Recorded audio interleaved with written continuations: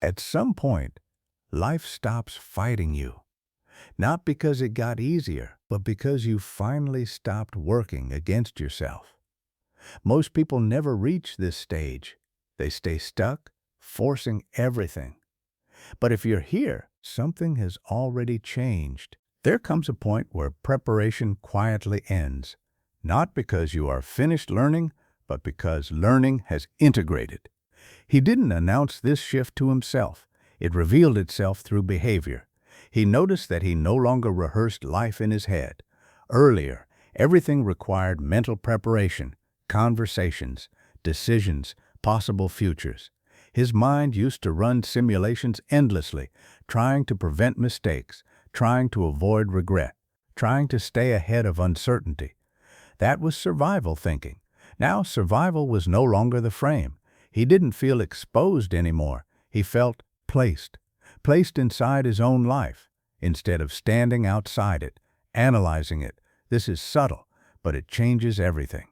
When you stop preparing, you start inhabiting your choices, your pace, your presence. He realized that preparation is often fear wearing the mask of responsibility. It says, be ready, or you will fail.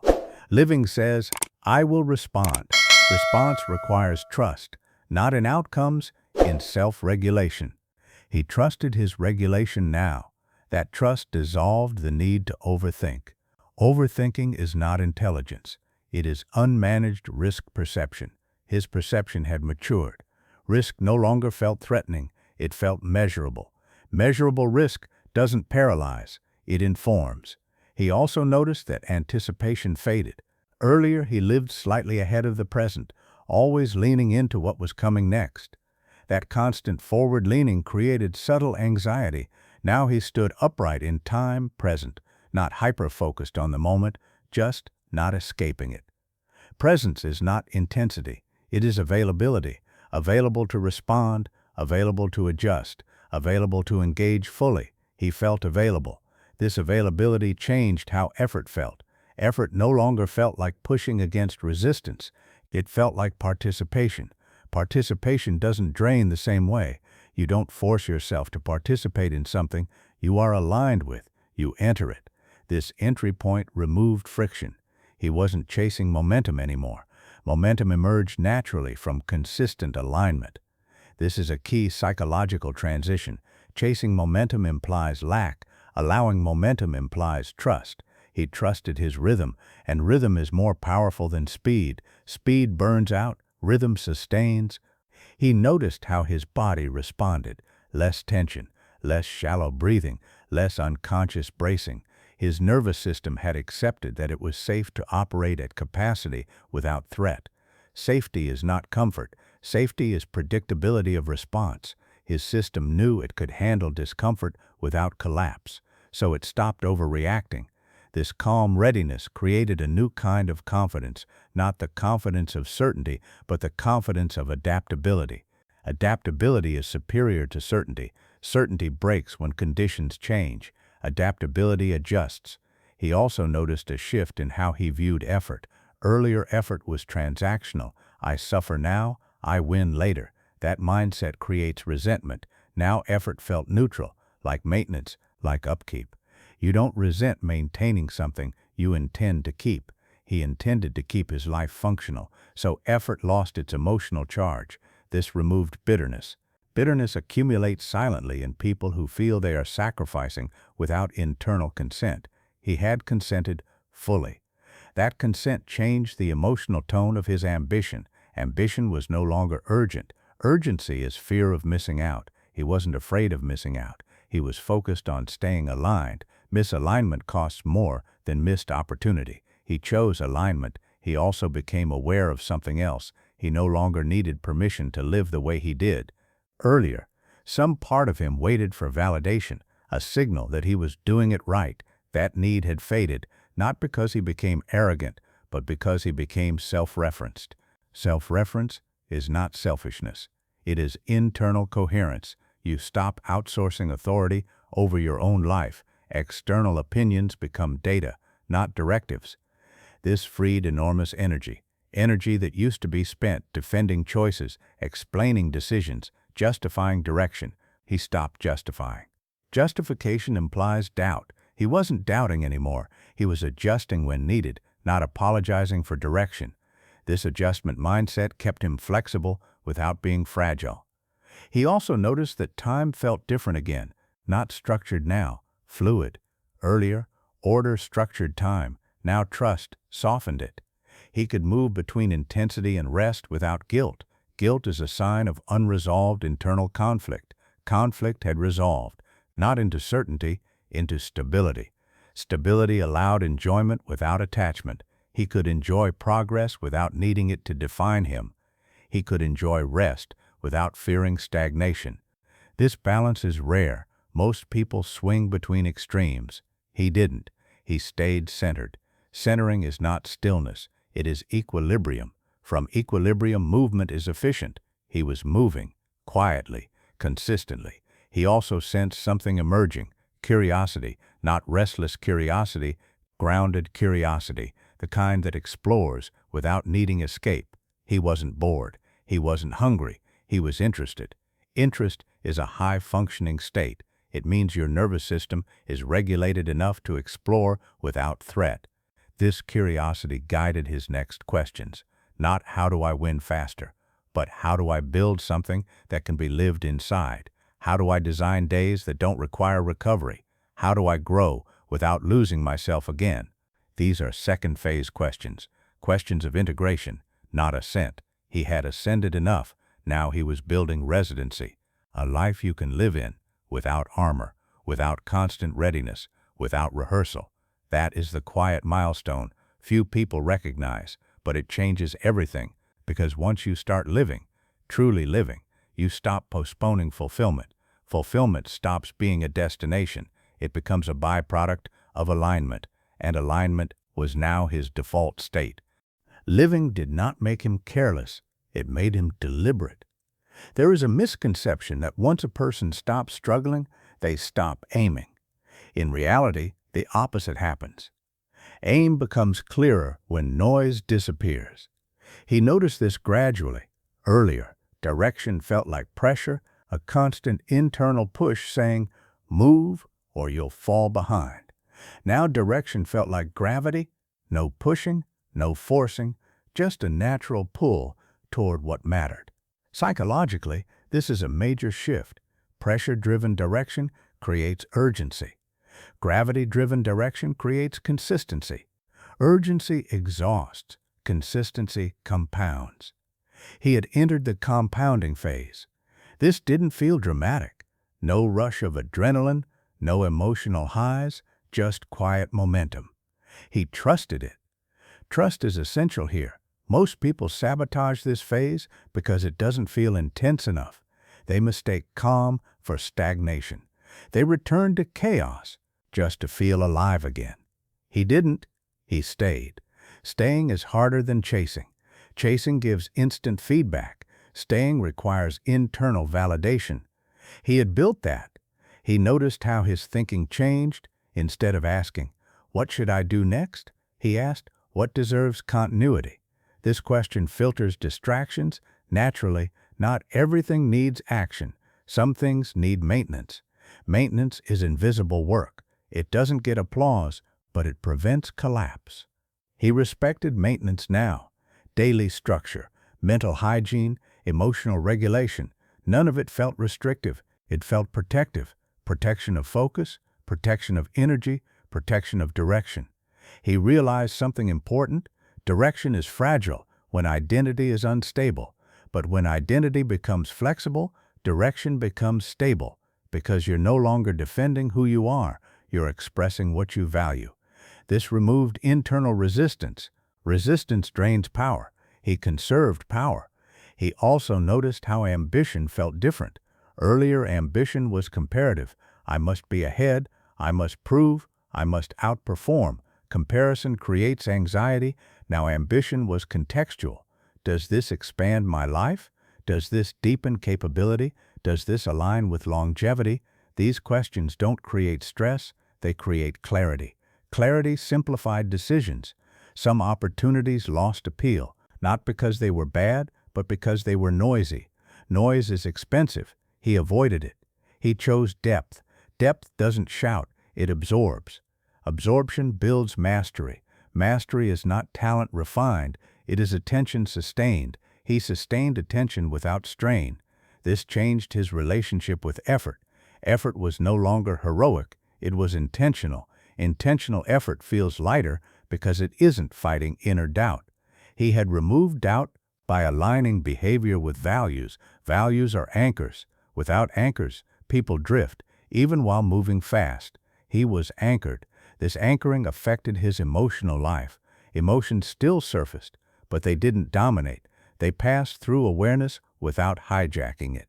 This emotional flow prevented accumulation. Unprocessed emotion accumulates. Accumulation creates explosions. He didn't explode, he processed. Processing requires patience. Patience requires security. He felt secure, not in outcomes, in self. This self-security allowed him to delay gratification naturally, not through force, through understanding. He saw long-term patterns clearly now. He could predict where impulsive choices lead. This foresight wasn't anxiety-based, it was experiential. Experience teaches without fear, fear teaches without understanding. He had learned enough to trust experience. This trust reduced internal conflict. Less conflict meant less wasted energy. Energy returned, not hyper-energy, usable energy, energy you can direct. He directed it selectively. He also noticed his social presence evolve. He didn't enter rooms trying to influence. Influence followed presence. Presence grounded in direction creates authority. Authority doesn't need explanation. It's felt. Some people leaned in, some leaned away. He allowed both. Not everyone resonates with clarity. Clarity exposes confusion. He didn't soften himself to be palatable, nor did he harden. He stayed accurate. Accuracy is neutral. Neutrality is strong. He stopped correcting people mentally. Correction implies superiority. He wasn't interested in superiority. He was interested in alignment. Alignment with his own trajectory. That trajectory was becoming clearer. Not specific milestones, but orientation. He knew the kind of life he was building, one that didn't require constant recovery. One that could scale without collapse. One that allowed growth without losing regulation. This clarity prevented overextension. Overextension is a common failure point for capable people. They do too much because they can. He did only what mattered because he understood cost. Everything costs something: time, attention, nervous system capacity. He paid consciously. This consciousness slowed him slightly. But slow is not inefficient. Unfocused speed is inefficient. Focused pacing wins. He paced himself, not because he feared burnout, but because he respected sustainability. This respect matured him. Maturity is not seriousness. It is responsibility toward future self. He respected his future self now. He stopped borrowing energy from tomorrow. He operated within capacity. This created trust between him and himself. Self-trust is rare. Most people break promises to themselves daily. He didn't. Small commitments, kept consistently. Consistency builds identity quietly. He felt reliable to himself. That reliability became the backbone of his direction. Direction no longer needed motivation. It had structure. Structure doesn't excite, but it endures. He was enduring, not struggling, enduring by design. And with that endurance, he felt the next phase approaching. Not yet action-heavy, but alignment-heavy. The kind of alignment that prepares life for expansion without chaos. Once direction stabilizes, life stops feeling accidental, not predictable, but intentional. He began to notice how the future was no longer something he feared or fantasized about. It was something he was quietly shaping, not through grand plans, but through consistent orientation. Orientation matters more than intensity. Intensity creates bursts. Orientation creates trajectories. He had chosen a trajectory. This is where most people misunderstand stability. They think stability means sameness. It doesn't. Stability means repeatability without damage. He could repeat his days without emotional exhaustion.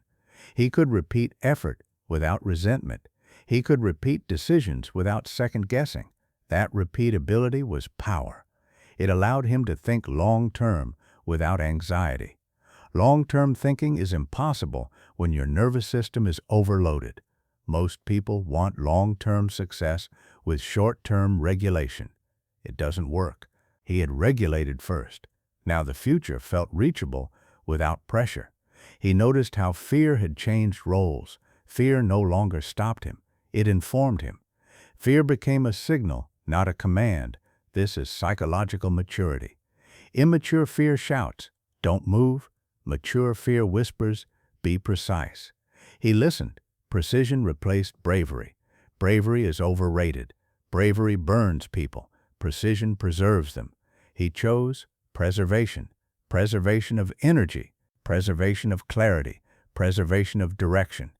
This allowed him to take risks without recklessness. Risk without recklessness is strategic courage. Strategic courage builds empires quietly. He wasn't trying to be bold anymore. He was trying to be correct. Correct decisions compound silently. He also noticed something about motivation. It had fully decoupled from emotion. He didn't need to feel inspired to act. Action flowed from structure. Structure eliminates dependency on mood. Mood-based living is unstable. He had left that behind. This didn't make life dull. It made it reliable. Reliability is freedom. When you trust yourself to act, regardless of emotional weather, you stop negotiating with your own mind. Negotiation wastes time. He acted without inner debate. Debate had already been settled by values. Values simplify action. Without values, people think endlessly. He wasn't thinking endlessly anymore. He was executing selectively. This selectivity shaped his future. Fewer commitments, deeper commitments. He didn't scatter effort. He invested it. Investment requires patience. Patience requires faith in process. He trusted process because he had tested it internally. He saw how small aligned actions changed internal state. Internal state shaped behavior. Behavior shaped outcomes. Outcomes reinforced belief. This loop was clean. Most people operate in a dirty loop. Action driven by anxiety. Outcomes interpreted emotionally. Belief distorted by comparison. He had exited that loop. This gave him a calm confidence about the future. Not certainty, confidence. Certainty is brittle. Confidence adapts. He adapted. He also became aware of time in a new way. Time was no longer chasing him. He wasn't racing it. He was using it. Using time means respecting sequence. Some things come only after others mature. He stopped forcing sequence. Forcing sequence creates fragile success. Fragile success collapses under pressure. He wanted durable success. Durability requires patience. Patience without resentment is rare. He had achieved it by removing entitlement. Entitlement poisons patience. "I deserve this now," creates frustration. He didn't feel owed anything. He felt responsible. Responsibility shifts power inward. When you feel responsible, you stop waiting, not rushing, but preparing quietly. Preparation without anxiety is different. It's focused. He prepared systems, daily rhythms, decision filters, recovery protocols. Not glamorous, but necessary. Most failures are not dramatic. They are cumulative neglect.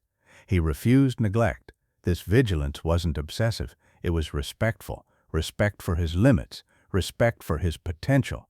He also noticed how external chaos affected him less. News, opinions, trends, they passed by. He didn't absorb unnecessary noise.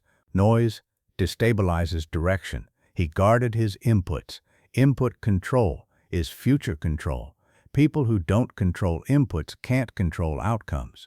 He controlled what entered his mind, not rigidly, intelligently.